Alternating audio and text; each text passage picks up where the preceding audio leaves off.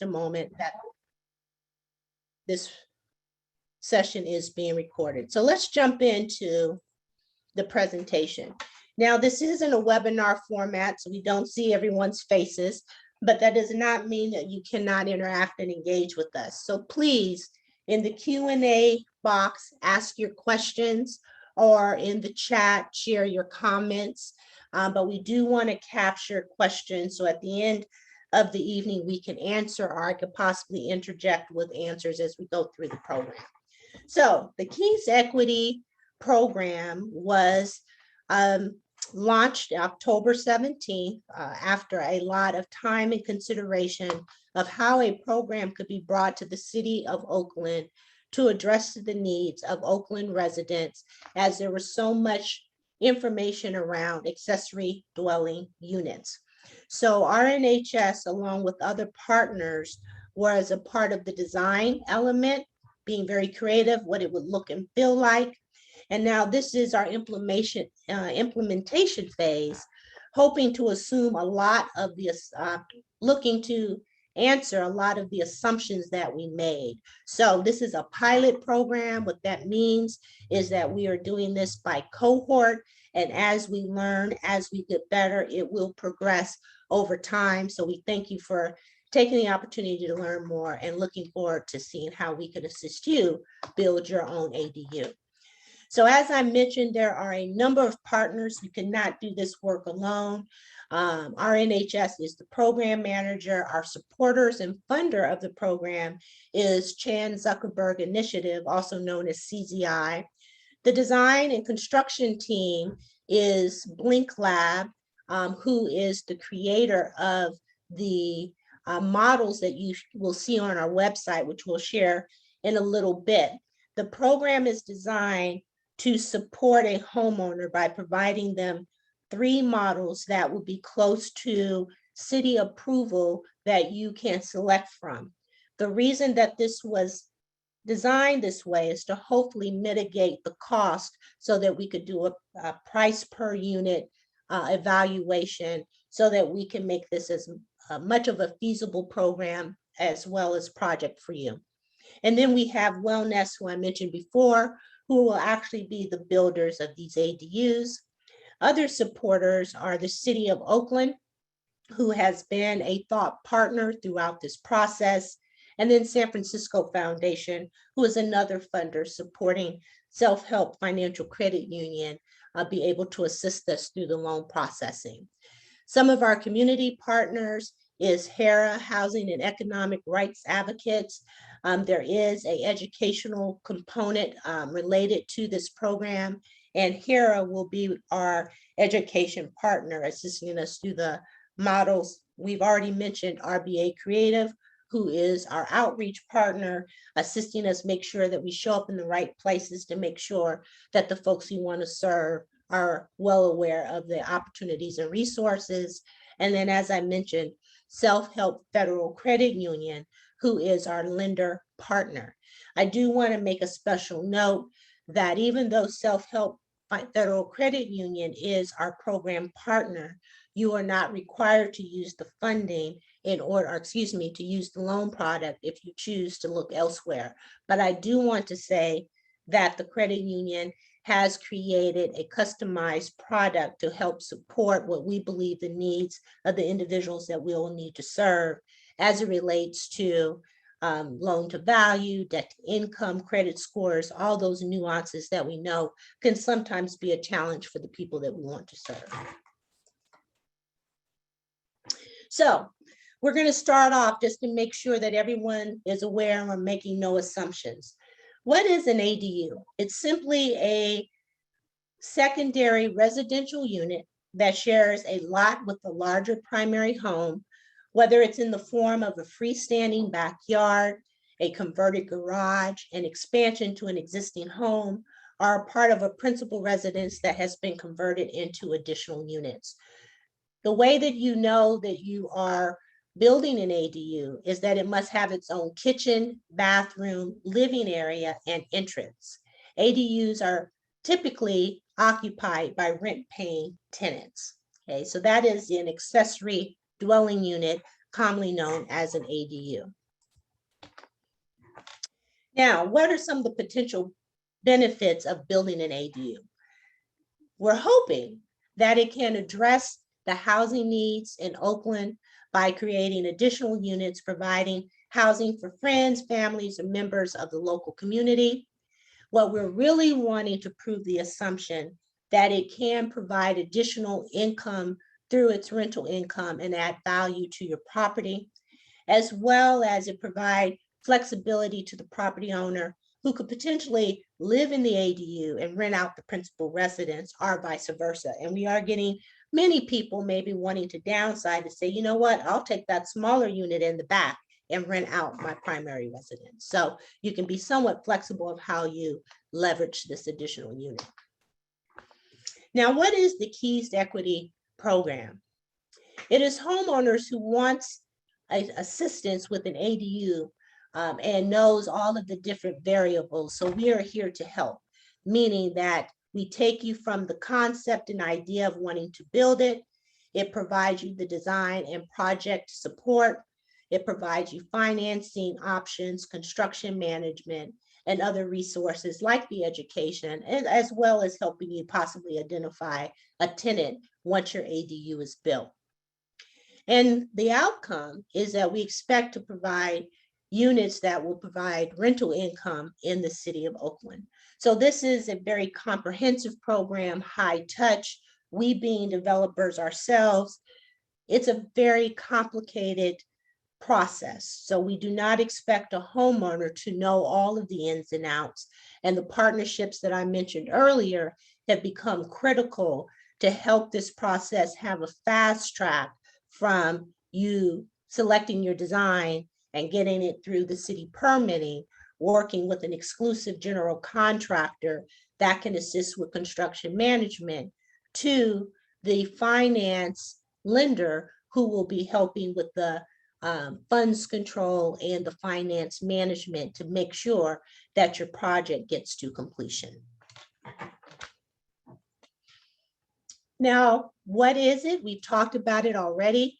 It is a program that streamlines the process for constructing an ADU or renovating, legalizing, or assisting with unpermitted ADUs on your property by offering homeowners a suite of resources. Why are we doing it? The process of building an ADU requires a lot of time, expertise, and money to navigate through the design, permitting, and construction, as I mentioned. And traditional financing systems for constructing ADUs is not accessible. And that probably was the main point of this program. And for those that have been exploring this for some time, has realized that really up until late, your only options were either a refinance, an equity loan, or an equity line, which are not bad options. But as you know, you get a lump sum and it would be left up to you then to manage the full project.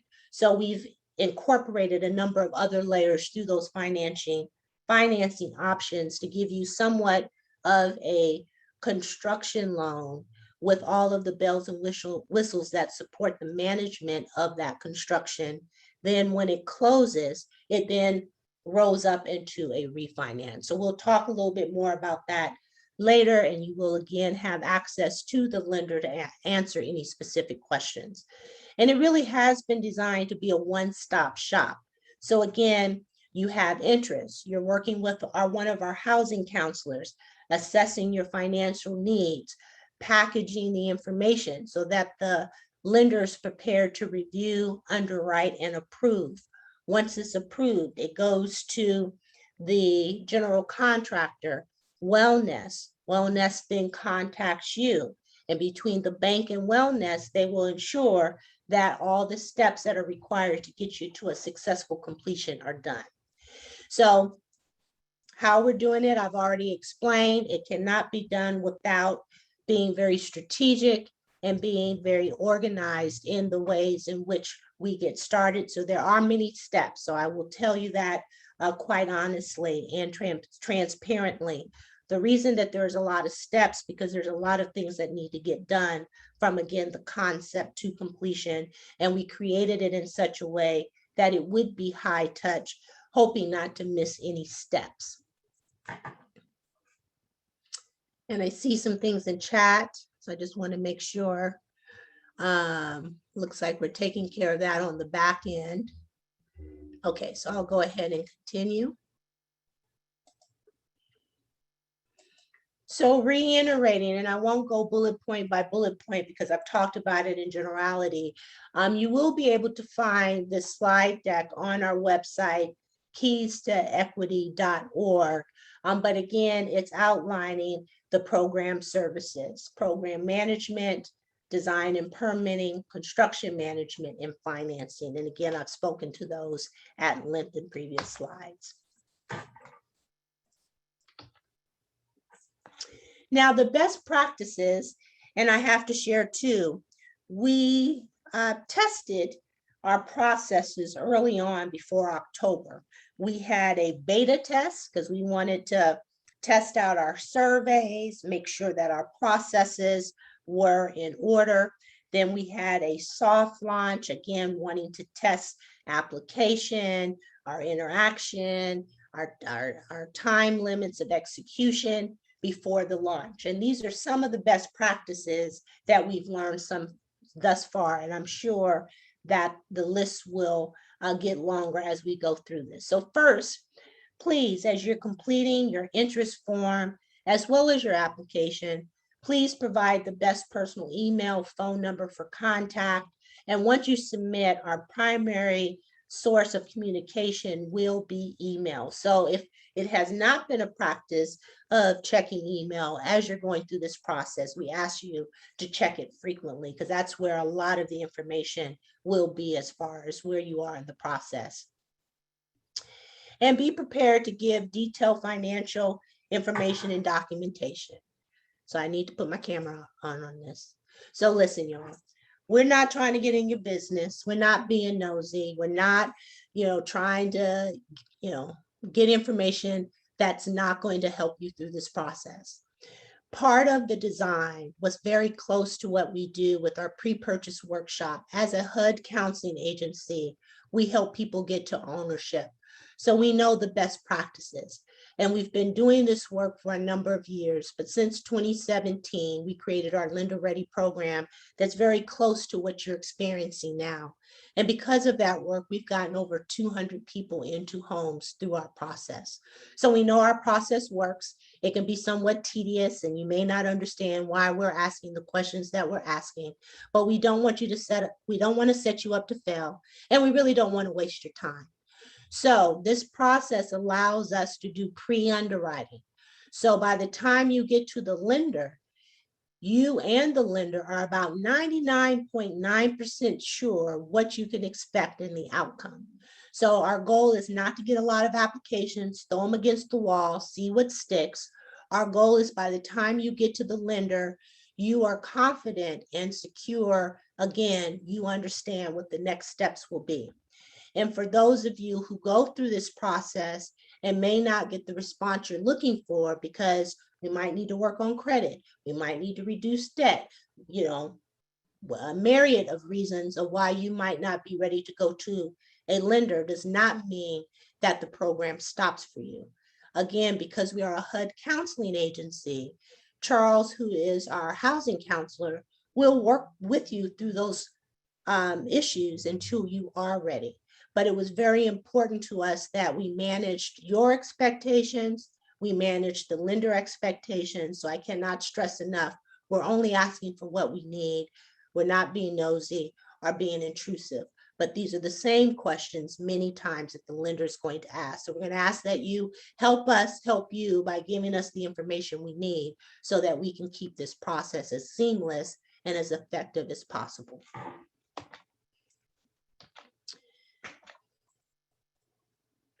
Okay, so how do you get started? And as I said before, many of you may already be in this process.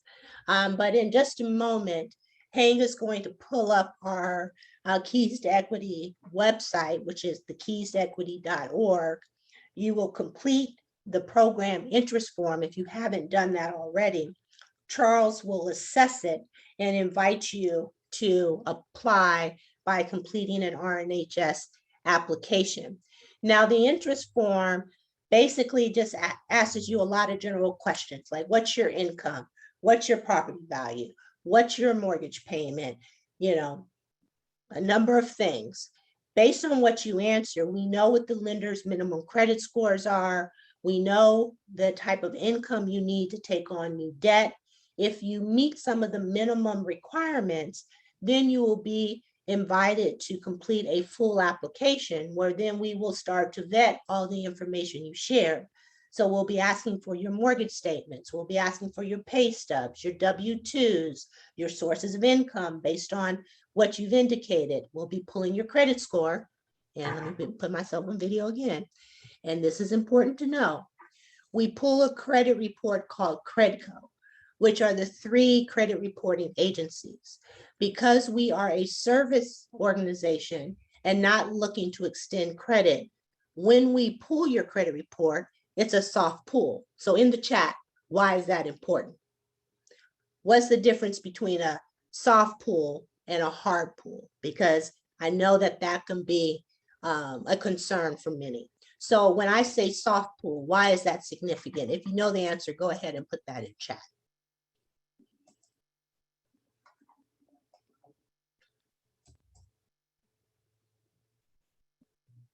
Yes, it does not change your credit score.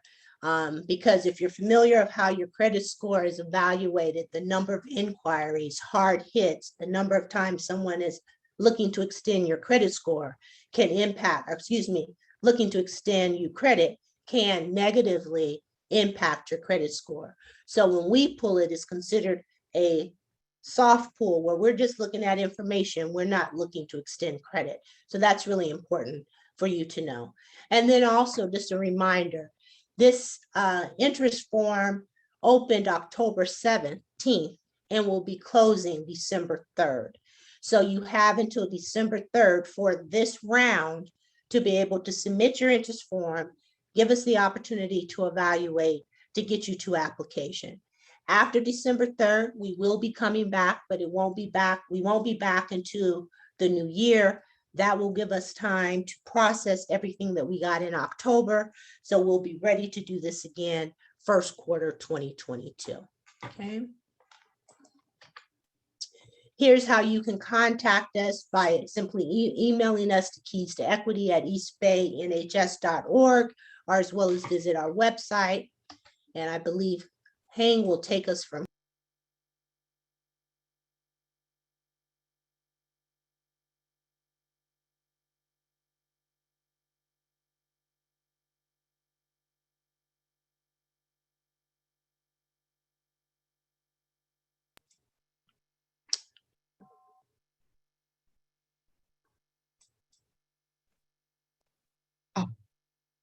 Hi, everyone. Sorry, I was on mute. I will be showing you the website and how everything, you can find more information on here. So the website, it gives you an overview of what is the Keys to Equity program, as well as the different elements. So right down here, you can see the interest form. You can submit it. Then what Nikki gave an overview, the different kind of ADUs. Right now, the program will be supporting freestanding and garage conversion, as well as helping legalization of unpermitted ADU on a case-by-case basis. Scrolling down further, here are the models that the program is currently offering. We have the low, and we have the Miller, and there's one more. Let's see.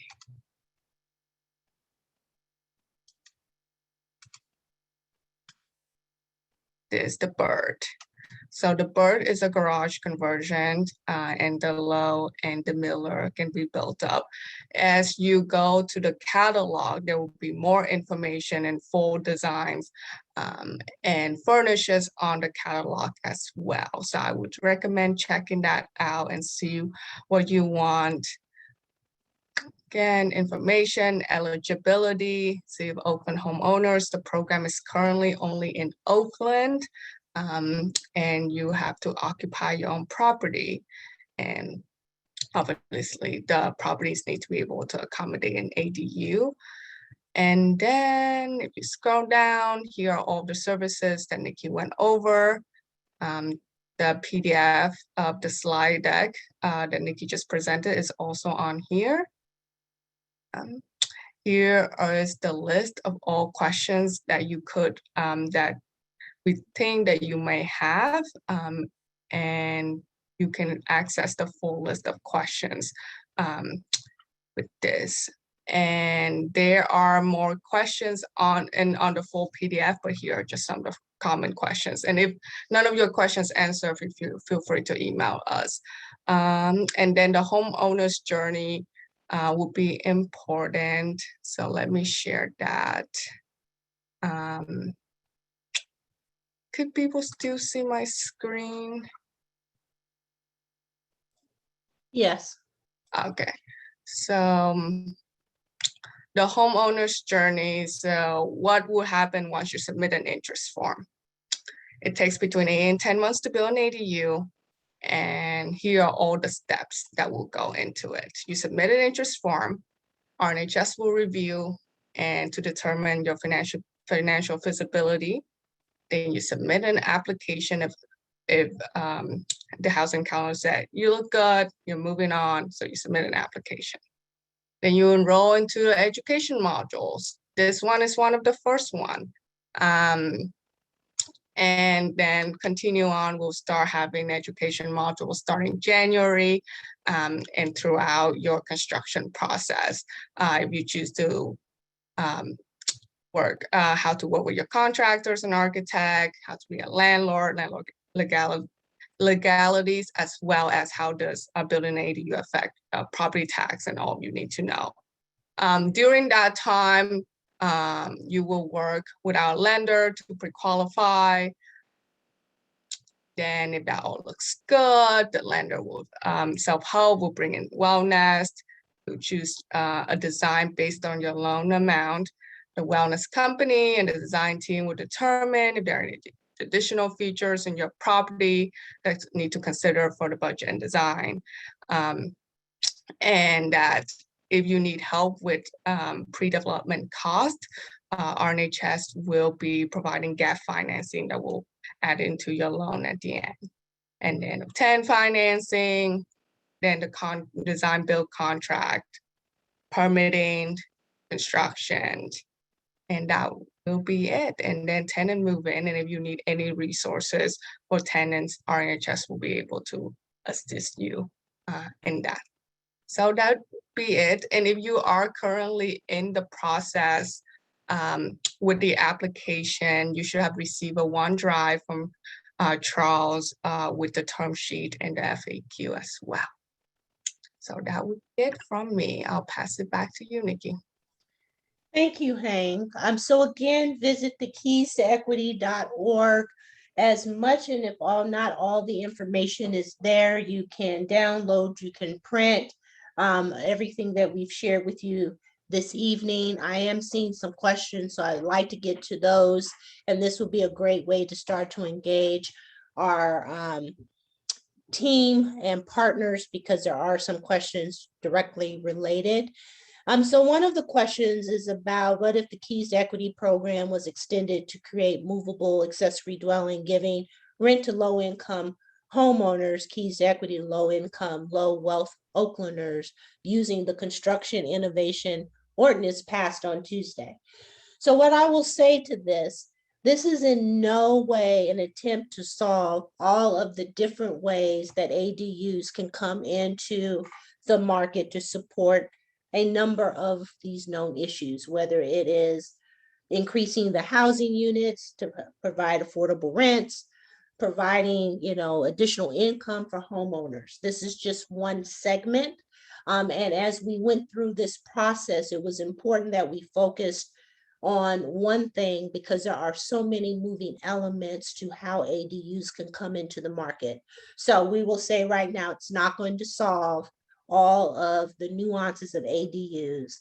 This has been designed, the traditional model, You have a backyard, you have a garage. We've created some models that can assist. Very much when we talk about our ownership conversation, we focus on traditional mortgages, knowing that ownership can come in co-ops, it can come in land trusts. So we understand that from the ADU perspective, we know that it is the power of and in both. This is not the only solution, but it's one that we've been able to design around. And not to say that as the program builds and develops, we may be able to insert some new concepts and ideas, but currently it is for the traditional ADU understanding. So I'm going to ask Lily from Self-Help to chime in on this one. What is the interest rate range on a self-help financial credit union ADU loan product? Thank you, Nikki. I'm actually going to pass that off to Jose Arellano, who's also on the call. Thank you, Lily.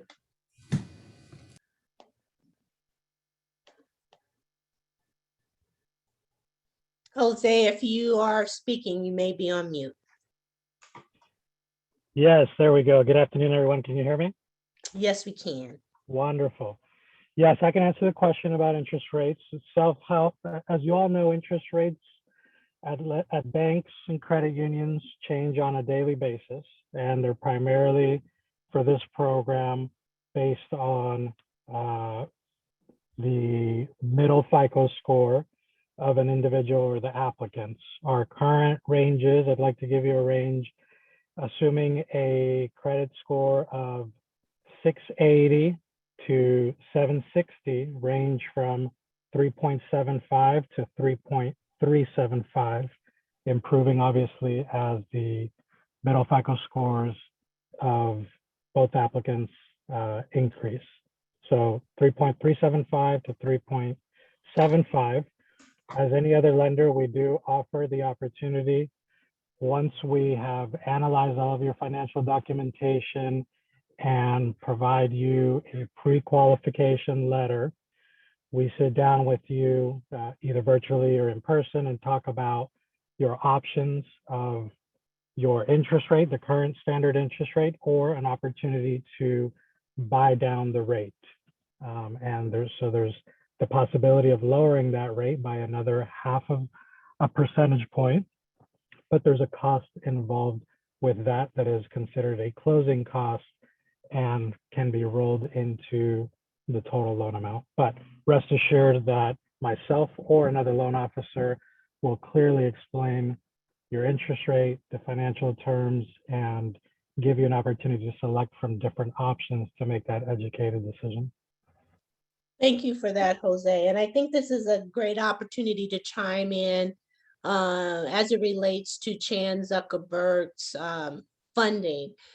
We have also kept in mind that we want to make sure that this is a marketable and effective loan product. So there may be some nuances that other lenders aren't able to address as it relates to the terms, whether it is credit score. One thing that wasn't discussed, and Jose, if you want to speak a little bit more about it, is a factor that you won't find in other lenders is the LTV going up to 110% LTV. Do you want to speak on that a little bit, since we did open up the finance conversation? Sure.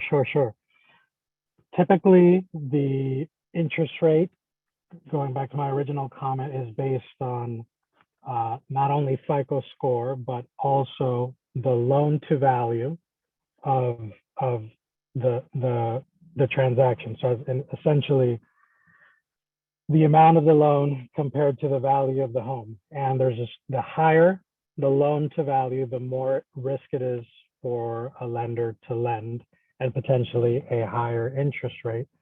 So one of the benefits of this program is, and with the backing of Chan Zuckerberg Initiative, is for us to extend or increase the loan to value amount that we are willing to accept, and that's to 110% of the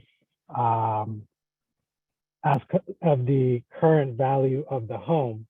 And essentially what that does is it allows more flexibility. It allows more flexibility that other lenders would not allow for lending.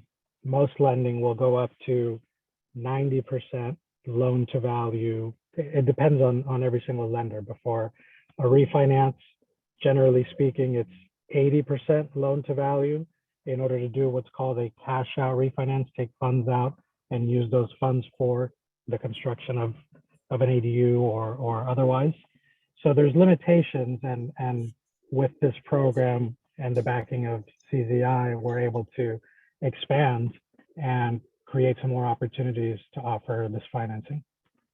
And there's, So- oh, I'm Sorry, sorry.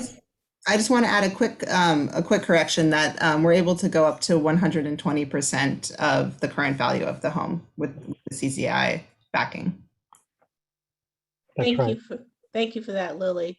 There's quite a few questions related to the financing, so we're going to keep on going so we can get them all done at one time. Sure. Another question comes up: why are homeowners required to live in the home if they move out to downsize, cut costs, but are still very low income? Is there a reason why it has to be owner occupied? That's a great question. Our products traditionally, within our 40-year history, have always been to assist the underserved population. And the way that we feel we can do that is by offering loans as primary residences for two reasons. Number one, to create home ownership. We work with a lot of first-time home buyers. Number two, it's a manner of managing our risk. As you all know, there was a tremendous financial crisis in 2008 and several years. And what tends to happen is folks that don't live in their homes, most that are landlords or investors, could potentially be the first to stop paying their obligations on those homes. So we focus primarily on and only our lending products only to owner occupied and or primary residences. Thank you for that, Jose. And again, I think it's also just another factor of mitigating risk, because when you're there, you see what's going on, you're maintaining the property. So that's another reason. We talked about the interest rate, but can you also speak to the number of years of repayment? Yes, the number of years of repayment is for 30 years. It's a 30-year fixed interest rate. So you're paying for a total of 30 years. And we do not have what is called a prepayment penalty. If a borrower has the capability of paying down the loan, liquidating the loan before the term of 30 years, that is completely okay with us, and there will not be any penalty or fees for doing so. And then also, is there a loan to value minimum for the loan? There is not a loan to value minimum. And then I'm going through the chat, so I may be out of order here, but I did see something in regards to a revocable living trust. So I'm going to take a stab and make an assumption. So currently, Self-Help Credit Union is not able to support properties that have a trust. And we are working to get that reversed. But in the meantime, as I stated before, if we're able to find a lender that can be more accommodating and what we're talking about here, for whatever reason, doesn't make sense, that does not mean that you would not be able to continue along the path of being able to benefit from the other factors. So we do want to talk that through. We do want to weigh the options. Does it make sense to wait? Do you need it like yesterday? So we're wanting to be very fluid and flexible as we're trying to address the needs. I do want to go back to the comment about the mobile ADUs, and what is bubbling up is low income homeowners. I do want you to know, be on the lookout. The city of Oakland will be having a ADU financing from Cal Home Funds that will allow a borrower to lend up to get up to $100,000, and it is explicitly designed for income households 80% and below. So there are some programs that are being customized for low income residents. And because of that, dollar size could potentially speak to other ways of getting an ADU on your property. Bobby, I want to get you involved in this conversation. I answered it in the chat, but I think you have a good story to tell how you got into the ADU work. The question explicitly was, is wellness experience in ADA compliance? And I would assume you have a story to tell of your experience with that. Yeah, that's actually a really good question. And as Nikki just stated, the way that our family got into the business was after our father had a stroke. And we were looking for some, alternative options to institutional care. And we found out, like many of you, the benefits of an ADU. So we do specialize in ADA and senior safety specialized units. And that is where our entire focus has been up until kind of meeting this program. So we do have extensive experience in ADA compliance. Thank you for that. And again, scrolling through the chat with the questions, another question came up about legalization. So I can say, as we were building this program out, legalizations didn't come up much, but when we started doing our beta and our soft launch, it was like, yeah, there's a lot of units out there that are not legalized. So it is not a part of the models, but Wellness has made a commitment that if it is a legalization issue, we will figure out how to make it happen within the homeowners' affordability, because again, we want to make sure that every point that can be leveraged in this program to support the homeowner is done. So it will be case by case, depending on what does it mean in regard to legalization, and do you have the equity in the home to be able to help offset the cost. So yes, we are able to, and also the type of property, whether it's single family, multifamily, can also be a consideration. Again, it just depends on where the ADU is looking to be built and what is the structure that we're trying to address. Let's see what else we have here. Back to the finance question, Jose or either Lily. How do closing costs differ from a traditional transaction? Sure. Closing costs for this program are slightly higher, and let me explain why. The main difference is this is a new product, right? We're testing this out. ADUs and the risk involved with a loan for this particular purpose hasn't been proven. And there's a lot of work that goes involved, including, we'll talk a little bit later about what it means to close the loan and then have draws to pay to the contractor, things like that. So there's a group and a team involved, and we charge basically 1% loan origination extra than what we would normally charge on a traditional refinance for closing costs. So generally speaking, I would say that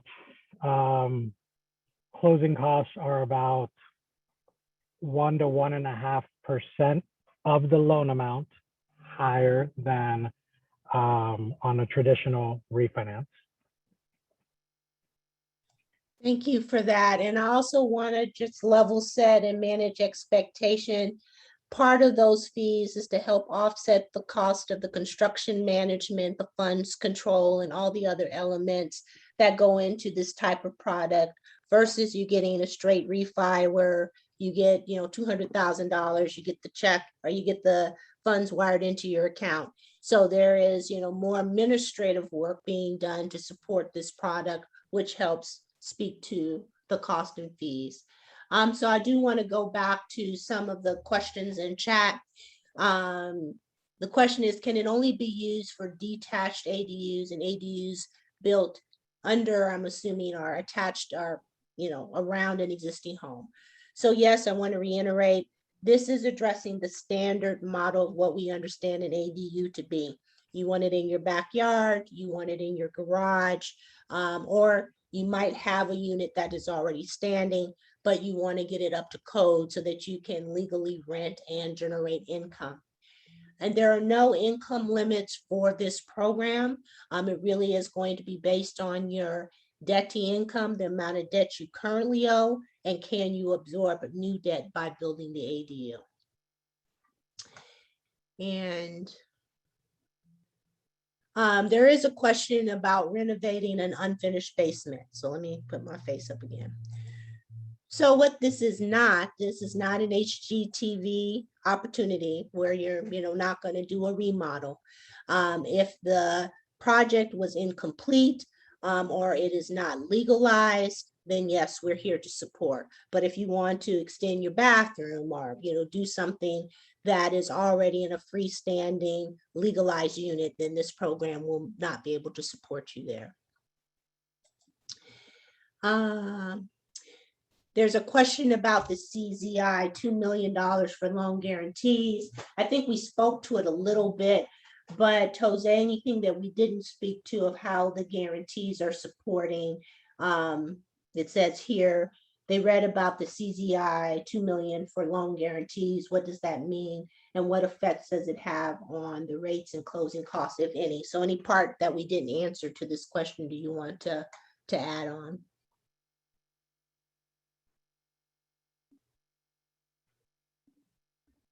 Jose, if you're speaking, you're on mute. How about now? Okay, yes. The CZI support allows us a couple of things. It allows us to create that flexibility that I talked about a little bit earlier with the loan to value being extended up until 120%, which is not traditional. And it also allows us to, it gives us some support and guarantee to adjust and manage our interest rates, which would slightly be, which would be a little bit higher in the case of the higher loan to value amounts. So some of that guarantee helps support pricing the interest rate at 80% loan to value, which is the typical risk for a lender on a mortgage.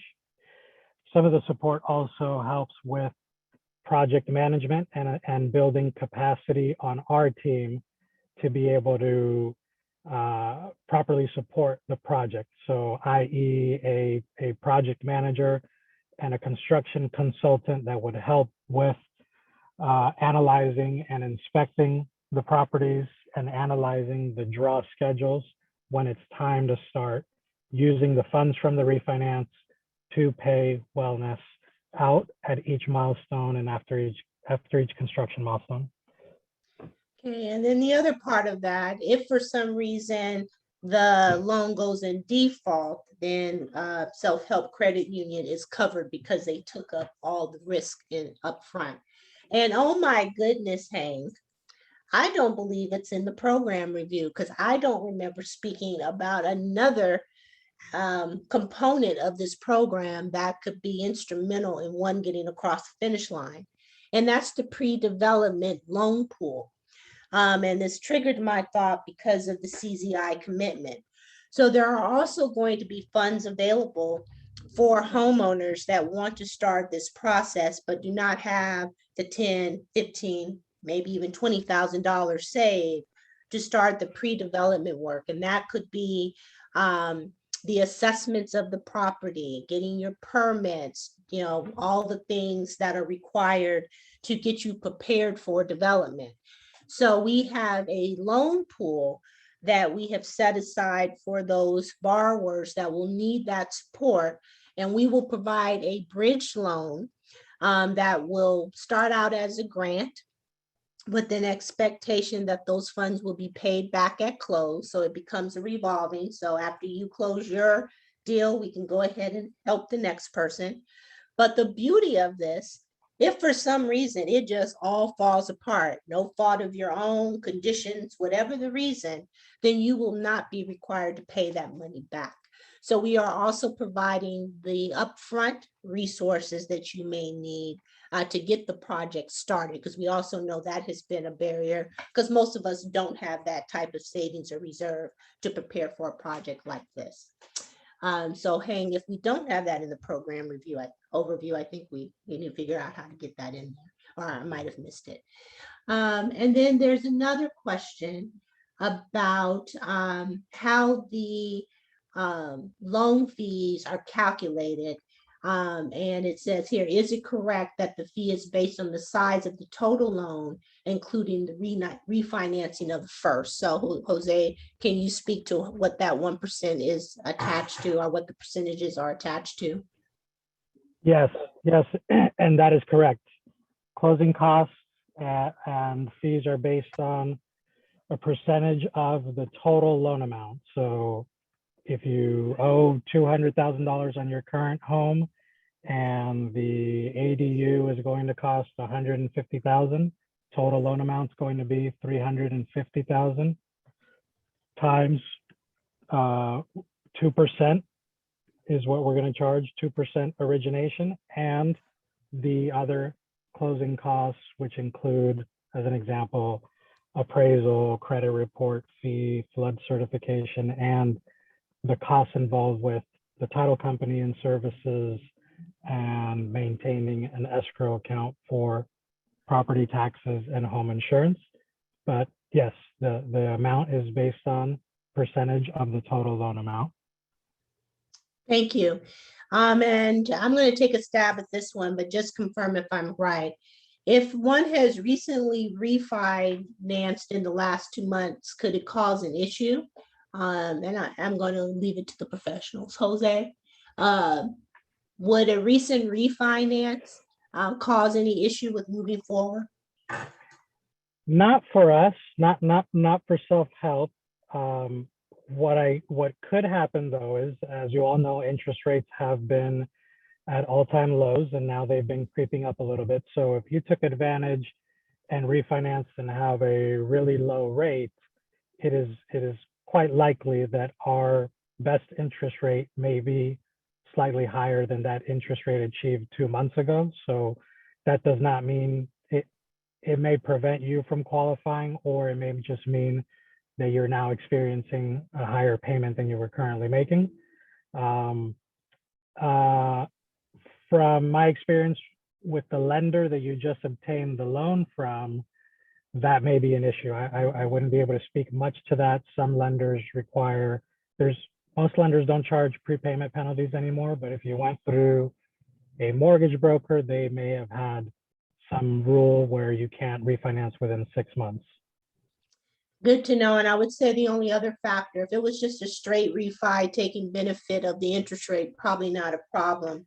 But if you took some cash out, then that could jeopardize your available equity. So that would be another consideration. Another question, is an ADU required to be rented out, or can it be used for family members? That is your choice. And we went back and forth on this conversation. From our standpoint, we really wanted to provide the flexibility to the homeowner to use that ADU however they chose. However, at the time of application, you do need to let us know what your intended purpose is, because here's another benefit of going through the self-help credit union's loan product, is because they will credit you the advanced or expected rents that you expect to receive. So if you check, yes, I plan on renting this, then that can be additional income that will be used to qualify. And why that is so important, many ADU programs are Freddie and Fannie, what is known as GSEs, do not allow future rents or anticipated income to help offset your current debt or qualification. So that is also a huge win for this product. So if you say, yes, I plan on renting it, we'll have an assumption of what those rents might be based on the space and the size. Self-help Federal Credit Union will help me remember, is it 80% of the proposed rent, or what's the percentage of the proposed rent? 75%. 75%. Yeah, the proposed Okay, so you will as be Nikki able says, to, offset. Yeah. so that will help you towards your qualification. But if you say, hey, I'm not planning to rent, it's strictly going to be for my grandparent, my uncle, my brother, my cousin, that's fine too. You just won't have the benefit of the proposed additional income. So here's a question. When you get the construction loan, is the understanding that the primary residence loan will be combined with the construction loan as a refinance where there's only one payment? And that, yes, that is correct. So you will have a construction loan during the course of the project being built. Once it's finalized, then self-help will wrap it all together, and then you will have one loan with self-help that includes the construction cost of the build out of your ADU plus your first mortgage, and then now you only have one mortgage payment with one lender. One minor correction, that is correct. The only change I want to make to that is that when the loan funds, even before the construction begins, it becomes one loan. It's all rolled up at the time of loan funding. So from application to funding, let's say that is 45 days. We will roll up your current loan, pay off your current bank, and roll in the construction costs of the ADU, make it one loan, and that will be your new payment about a month and a half after that loan funds. Then your construction will commence. Thank you for that clarification, Jose. Sure. And then here's a question, and this may be for you, Bobby. If you have a large amount of land, is it a limit of how many ADUs you can get? Bobby, do you want to speak to that? Yes, absolutely. Currently, we are limited to one ADU and one junior ADU. So a junior ADU would be considered, say, like a existing attached garage conversion, and then a new freestanding ADU, or another junior ADU may be considered, say, if you have a small freestanding garage, if you wanted to convert that, and then you can still build a separate freestanding ADU, but one of those has to be either an existing attached or detached building, and then the other one has to be new construction. And Thank you. yeah, that's it. And it is also based on your qualification ability to absorb the debt of those two projects. I'm going between both the Q&A and the chat, so I'm going to go over here to the Q&A. I do see that they've been duplicated, but I just want to make sure we haven't missed anything. Okay, it looks like we're good there. Okay. So the question is, if your current rate is better than what was described, how would that work? I think Jose spoke to it. It would be a cost, decision that you would have to make, especially if you've recently refied, took advantage of lower interest rates. It's quite possible that the new interest rate would be higher. We just have to work the numbers to see if it'd be feasible for you to move forward. There was a question about the option, can you have less than 30 years? It's amortized for 30 years, but as I think it was said earlier, there is no prepayment, so you can pay it off as soon as you would like. And you can also select a lesser term. So we can amortize and we offer 10 years, 15 years, 20, 30-year term. The lower the term, the larger the monthly mortgage payment, right? So it becomes challenging in some cases based on your income and debts to qualify. Yeah. And our common practice is always extend to the longest term. So, if ever life happens, we know it always does, you're obligated for a lower payment, and then you can self-amortize to, create a fast-paced payment versus locking you into 10 years, life happens, and now it becomes a struggle for you. Either I'll pass this either to, or maybe Bobby. I guess the question is, can you explain the difference, define what pre-development costs are? And then, this would be for you, Bobby. Yes.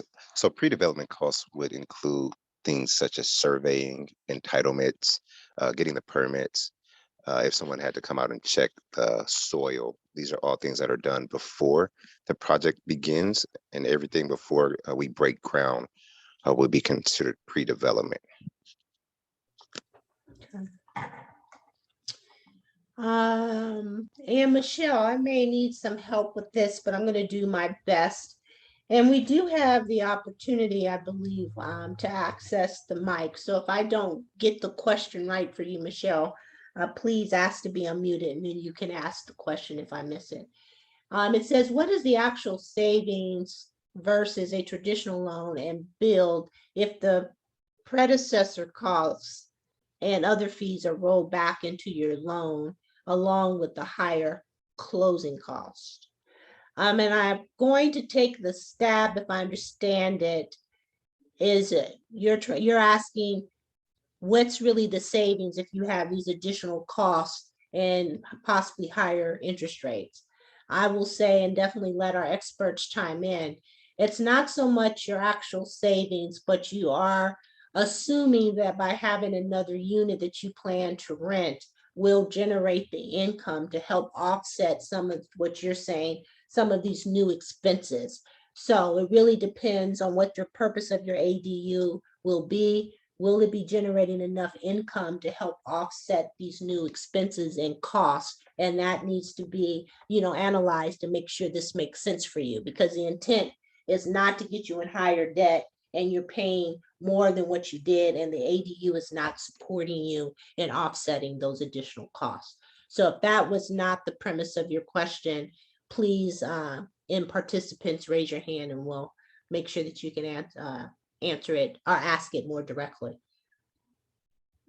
How does pre-development work with an existing structure that needs to be legalized? Bobby? Oh, really good question. And to quickly add a little something to that previous question about cutting costs, I think the real great value here is that all of these parts and pieces come as one total package that you yourself as a homeowner, you don't have to find a project manager, construction, a qualified licensed contractor, and a home loan. So saving you tons of time and stress, I think, is a huge savings. And to talk about something like a legalization, pre-development would include a site visit where we could determine a site plan.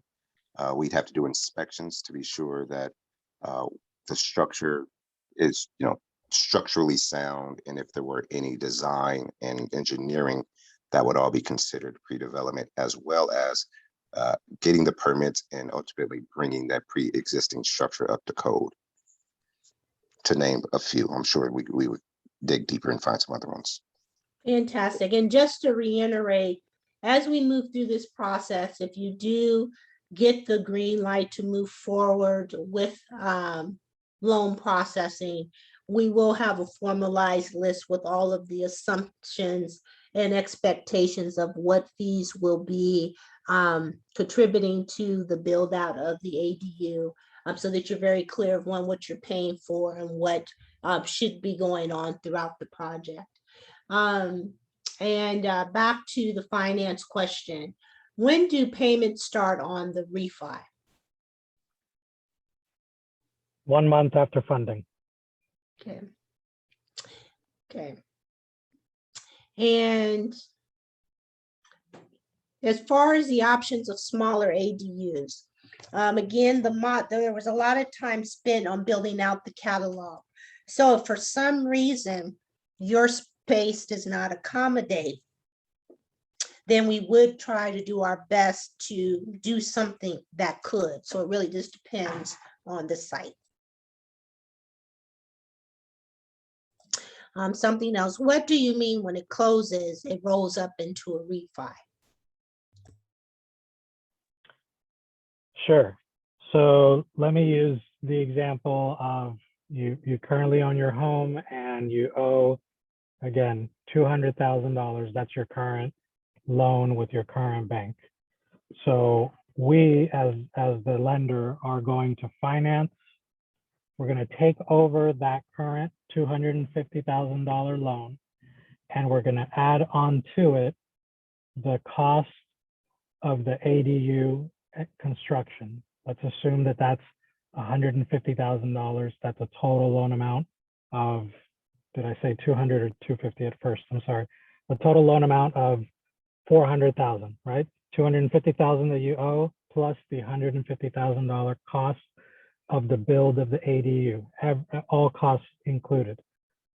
And now you've got a new loan amount of $400,000. So that's what we have to finance total, and that's what your total payment and closing costs will be based on.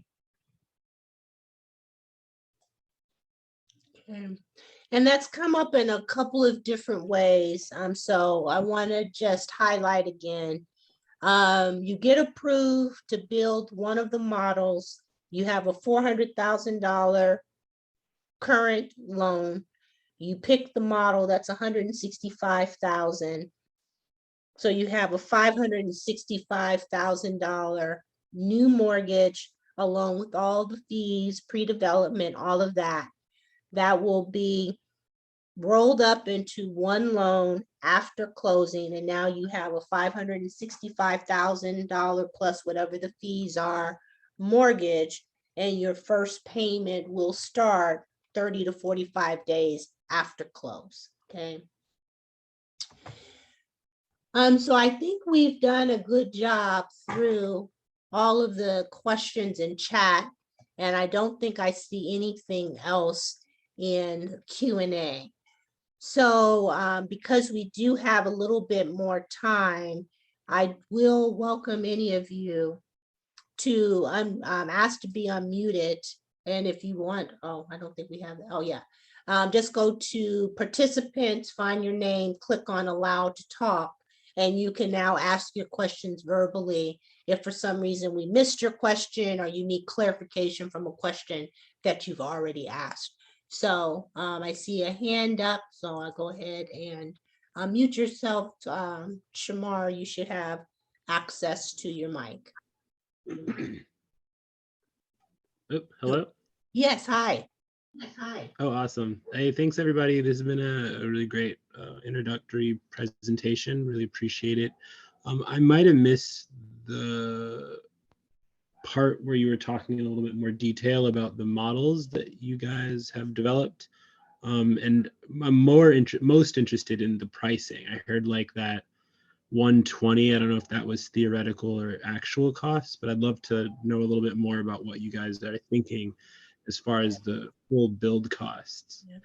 So Hang, if you wouldn't mind, can you share the screen again and show the models? That 120, Shamar, is the LTV, the maximum loan to value. On the website where the models are featured, the cost per model is also featured. I think the lowest model is about 165 to 188.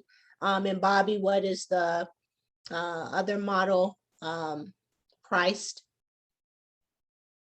So if you can see the screen, you see the model Bird, which is a 440 square foot starting at 188.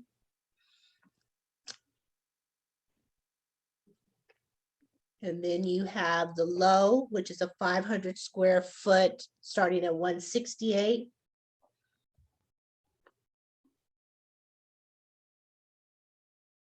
And then you have the Miller, which is the largest at 550 square feet at 235. And these are price per unit. The only other factor that may adjust, and I'll hand this over to Bobby, is as most models, you already have selected finishes and all of that. So if you want different options, like buying a car, the price can increase. But Bobby, do you want to speak any more on the price and models? Yes, sure. Those prices are going to be basically a turnkey unit. So the only things that will factor would be things if you wanted upgraded finishes, or for say, example, a garage conversion that didn't quite fit these parameters, that may be a bit, larger or have some more difficult issues, would be the factors that would increase the price. Okay. And there's another question for you, Bobby. Can you explain the typical time frame for building? Yeah, so permitting, we are working to get down to under 30 days. Currently, it can be anywhere from 30 to about 90 days just to get the permitting process. And then actual on-site building, we're at about 30 to 60 days, depending on the size and the unit selection. So if we were to round that up, 3.5 months? Total time, we could be looking at the longest, about 6 months. Okay. Yeah. Okay. And are these units energy efficient? Yes, so due to Title 24, all of our units have to meet certain energy requirements. And every new build in the state of California must meet those requirements. And ours are energy efficient. Okay, and then there's a question, and I'm going to lean on our lending team that may have more familiarity on this question just based on the calculation. And this will also be a part of our education model. But the question is there a formula to estimate calculating how much the property assessment will increase?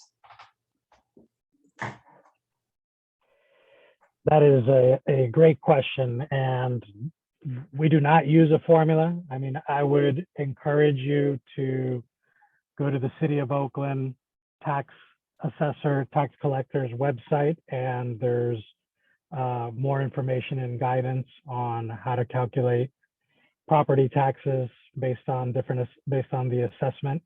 It's something that those of us in this ADU field struggle a little bit with, and we kind of generalize.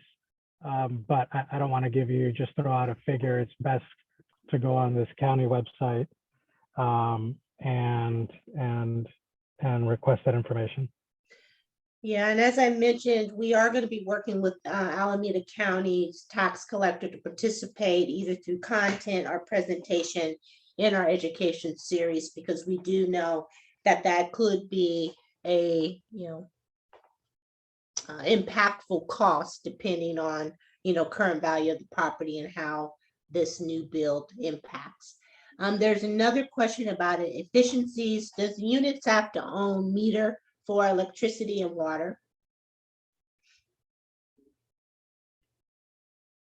And Bobby, Yes, I believe it may be per address or maybe per request. I'll have to get back to you on that, speaking with our utilities team. But all of our new builds to this point have had a new meter. okay. And is solar panel standard on the units or an option? Those are an option. We currently do use a solar powered water heater, but the solar powered unit itself is an upgraded option. Okay. And the question about Section 8, yes, you can rent to anyone, because as you become a landlord, you'll learn that it is fair housing, so you cannot deny based on source of income. But we are highly encouraging people using this program to consider a Section 8 tenant, because it's a win-win. You're going to be supporting a low-income resident, and at the same time, the housing authority will pay you market rate rent. So yes, you can rent to a Section 8 tenant. So that would not be a problem at all. So Shamar, I would just invite you to go to keystoequity.org, that you can take a deeper dive into the model and pricing. If you would like to spend some one-on-one time to address any of those questions, we're definitely here to support you. Just send us an email and we can talk offline to answer any other questions you have about pricing. Any other questions that folks have? Oh, I see a hand up. Go ahead, Claudia, ask your question. Yes, hi, thank you. Thank you for this here program and the presentation. Really learning a lot. My question is, I understand when you said once the refi is funded, payment is due 30 days after that. And is that prior to the build being completed? I'll be paying something before the unit is completed? Is that what's happening? That is correct. Ooh, thank you.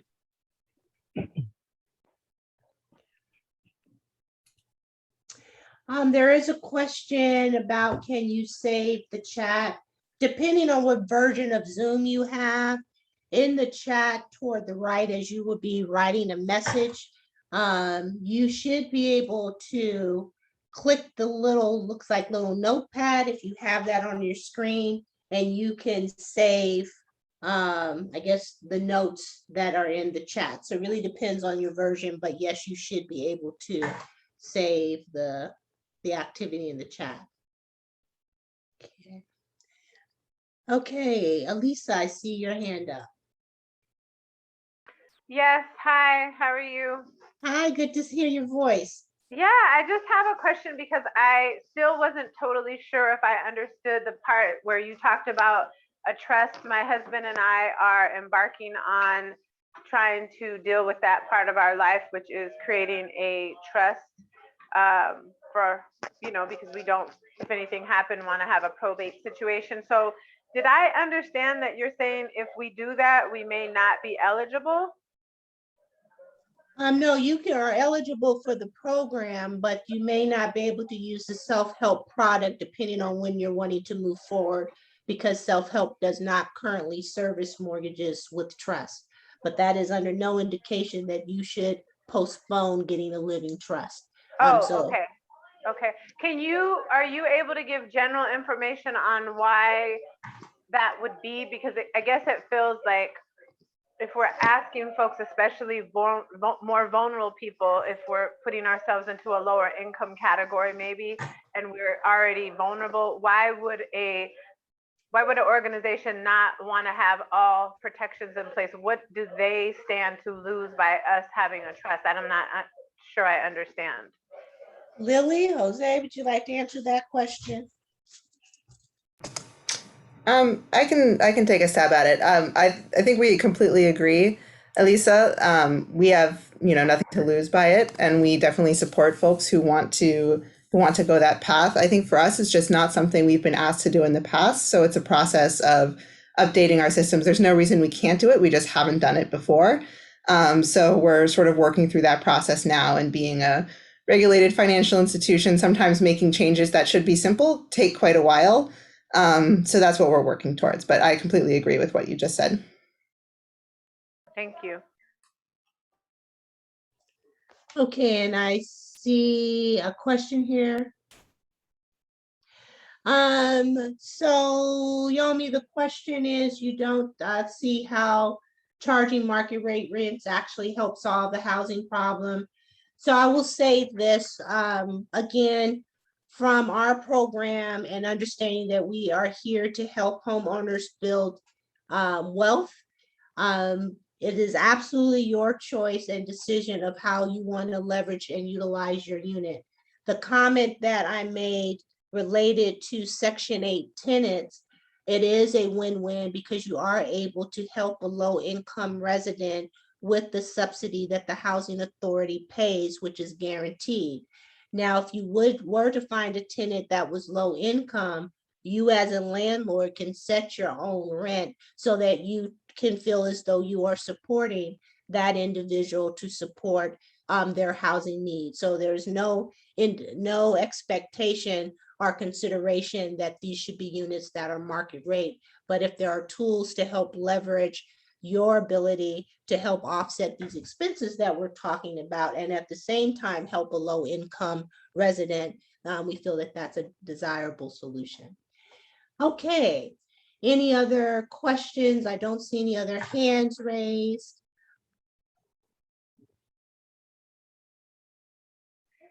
Are you willing to let me speak to folks who might have the mortgage assistance program? Because I just got some information a few days ago, Nikki.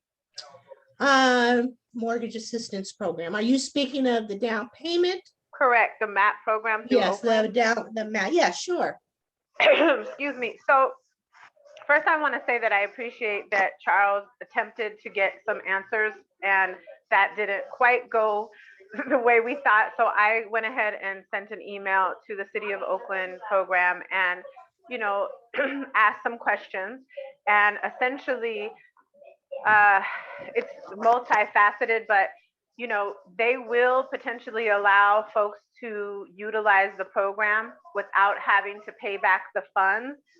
But the caveat is that the housing needs to be used for a family member, right? Or a caregiver of a family member. And so you don't benefit from the part where you get to utilize, if you're going to rent it out, that income to qualify for the loan, right? So you have to choose, like, do you want to have to pay back the mortgage assistance program up front? Or do you want to, you know, is this going to be for a family member? So there's a little bit of a caveat there. Yeah, and I'll expand on that, Elisa.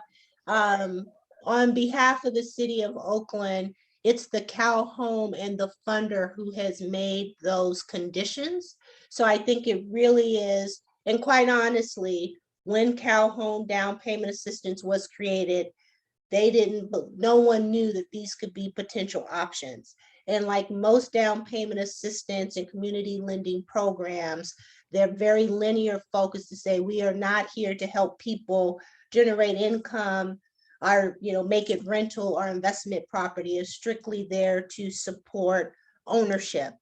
Now, with all of these nuances, and now everyone's talking about wealth building and closing the generational wealth, I do believe Cal Home, which is the state funded agency who disperses these funds to municipalities, will have to start thinking broader about how can individuals that they intended to serve based on income levels who are attempting to leverage this to get a step up, that they don't have unintended consequences.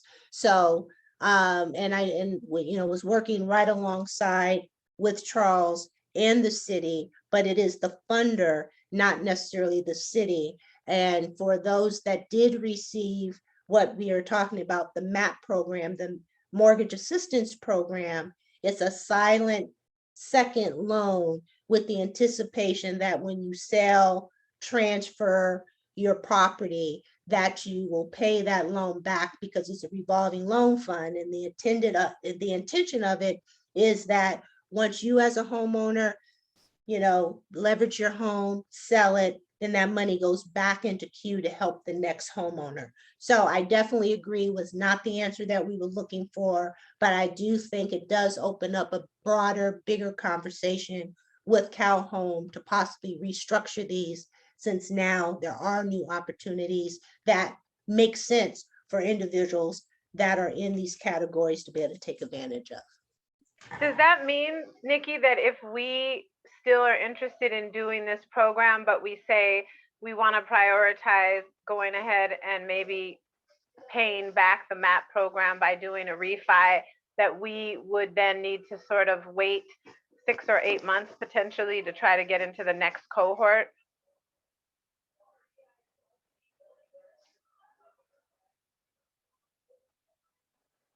Sorry, should know about the mute button by now.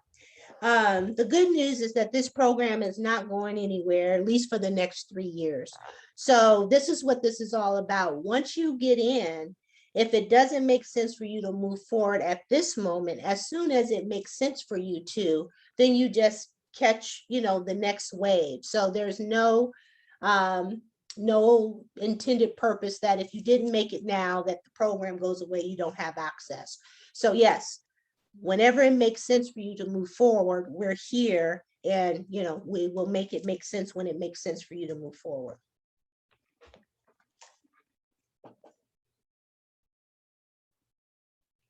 Okay.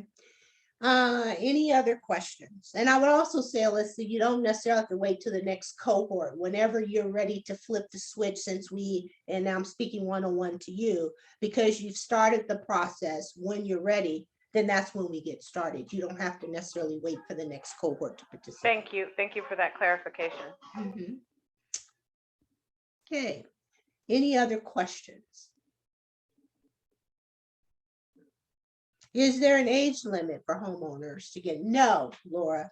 Lenders cannot discriminate against age as though they cannot discriminate against your race, creed, color, marital status, any of that. So your age does not matter. The only thing that matters in qualifying you for financing is your ability to pay and your ability to make the lender feel you are not a high risk for them to lend to.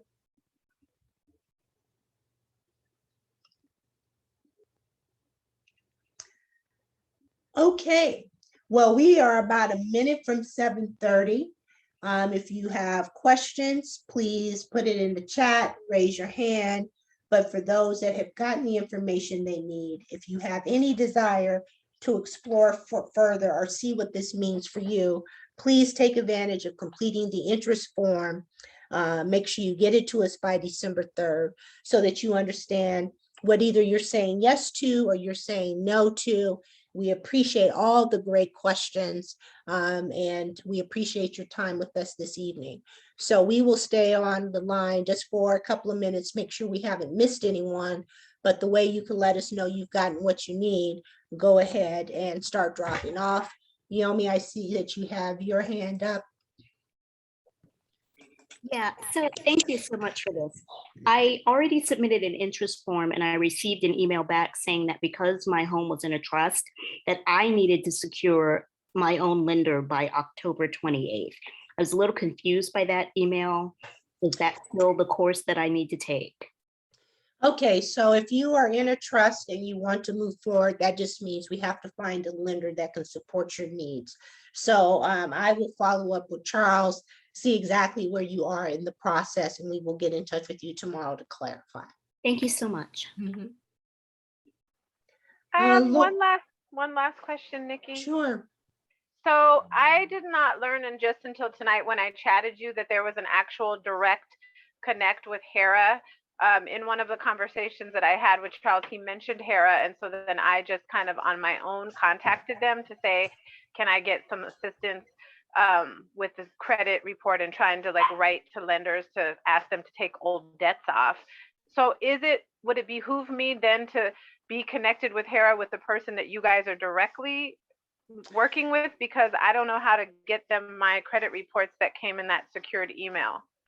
Yeah, so Hera is our partner and they work with us pretty extensively in our pre-purchase work. So the person I emailed you to is a point of contact. If it's a matter of us getting the credit report to them, once you make a connection, just respond by email saying, please send them our report. So that's not a problem to make that connection.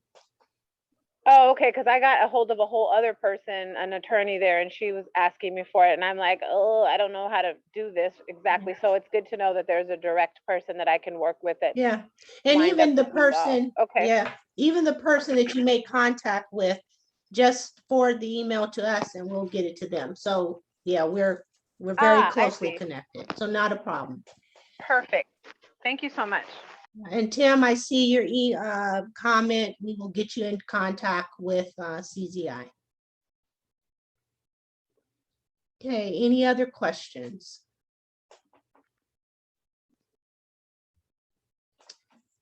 Okay, Laura, I see your hand up. Go ahead and ask your question.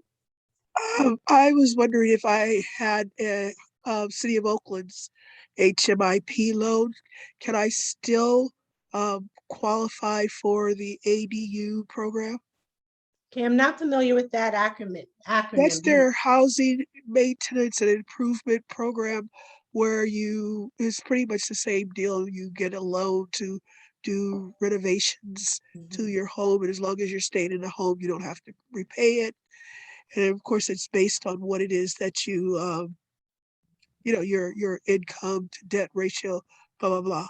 Yeah. So they're a silent second, so. Yeah. So it would be very similar to the conditions as we were talking about the MAP program. As long as you are willing to meet their conditions, meaning they may too say, if you refinance or do anything, we want that money back.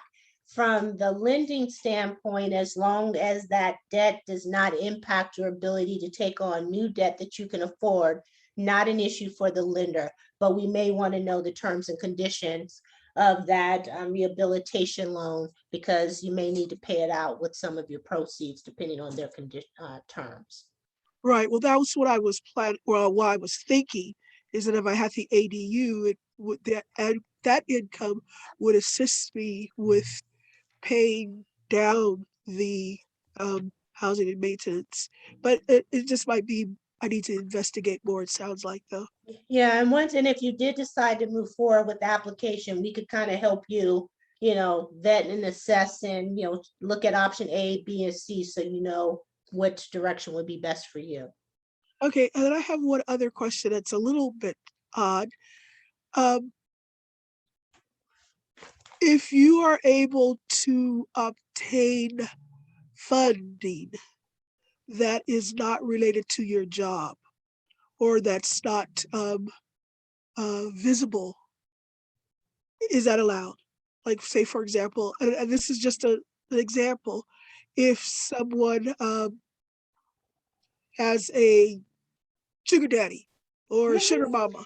We call it mattress money. Okay, matches money. So if you have undocumented income, you're keeping your money in your piggy bank, or, funds that you don't have documents to validate or record. Lily or Jose, if you're still on the line, how do you vet and count income sources? I'm just saying, I don't No, want and anyone to this think is that I've got. this is not about you. It's Right, thank you very much. Yeah. Yeah, got nothing so to do with you. Right. unfortunately, Jose had to drop off. He and I have, so he is the expert on this. I know this is something that we see all the time and handle all the time. So we can follow up with you and get back to you. But it is not unusual, and I think we have ways of taking a look at it. And actually, that's a good question to put on our F&A, our Q&A, because that is a common question, and income comes in a lot of different ways. Especially in Deep East Oakland. Yeah. Yeah, we understand.